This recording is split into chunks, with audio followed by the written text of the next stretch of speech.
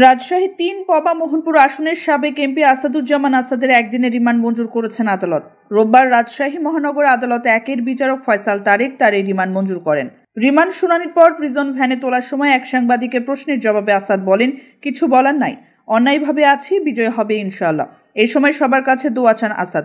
পরে জয় বাংলা স্লোগান দিয়ে তিনি প্রিজন ভ্যানে ওঠেন।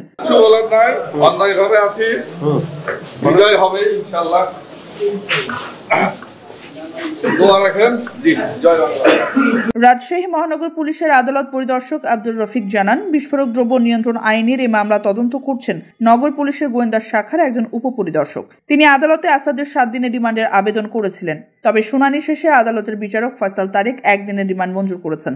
আদালতে এদিন আসাদের আইনজীবীরা তার জামিন আবেদন করেছিলেন। তবে আদালত তার জামিন আবেদন না মঞ্জুর করে 1 দিনের রিমান্ডে পাঠান।